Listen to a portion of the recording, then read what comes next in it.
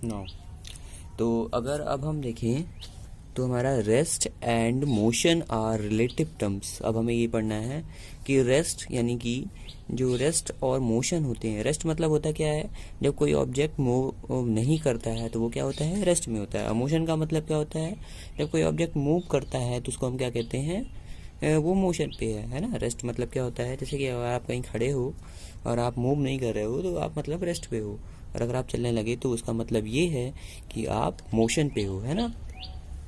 ठीक है, तो अब हमें पढ़ना है कि rest and motion are relative terms, है ना। तो जैसे कि मान लीजिए कोई एक पर्सन है ना, person standing on the road. एक पर्सन है जो रोड पे क्या है, खड़ा है ना। और एक बस है जो क्या कर रही है, मूव कर रही है ना। अ बस, ए मूविंग बस, है ना, एक मूविंग बस है। तो अगर आप देखेंगे है ना, तो यहाँ पास एक पर्सन है, वो क्या है, रोड के किनारे खड़ा है, और एक बस है जो मूव कर रही है ना। इसका मतलब ये है जो उसके अंदर पैसेंजर बैठे हैं वो भी मूव कर रहे हैं with respect to the person. ये हमारा यहाँ पास रेफरेंस पॉइंट है। अगर मैं कहूँ कि ये देख रहा है कि जो इसके अंदर बैठे हुए जो पैसेंजर हैं और जो बस है वो क्या कर रहे हैं, मूव कर रहे हैं ना, तो इसका मतलब ये है कि इस पर्सन के रिस्पेक्ट में bus and passengers are in motion, है ना, वो मोशन पे हैं। लेकिन अगर मैं बात करूं कि जो अंदर के पैसेंजर हैं, ये जैसे ये पैसेंजर है, एक ये पैसेंजर है और ये पैसेंजर, क्योंकि ये तो बैठे हुए हैं तो इस पर्सन के रिस्पेक्ट में क्या ये पर्सन मूव कर रहा है, नहीं मूव कर रहा, क्योंकि वो लोग तो बैठे हुए हैं आराम से। तो इसका मतलब ये है कि इस पर्सन के, ये जो बाहर खड़ा हुआ पर्सन है, रोड के बाहर खड़ा हुआ है, उसके रिस्पेक्ट में ये लोग क्या कर रहे हैं, ये पैसेंजर्स और बस मूव कर रहे हैं, मोशन में हैं।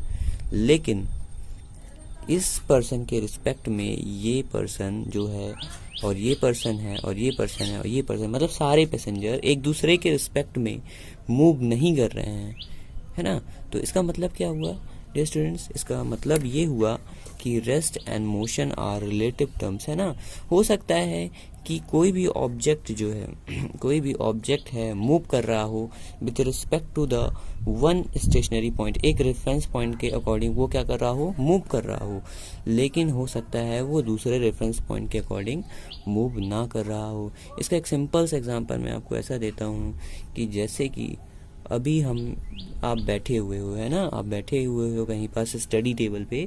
तो स्टडी टेबल पे अगर आप देखोगे तो आप आसपास के सराउंडिंग के अकॉर्डिंग आप मूव नहीं कर रहे हो। लेकिन क्या आप सच में मूव नहीं कर रहे हो?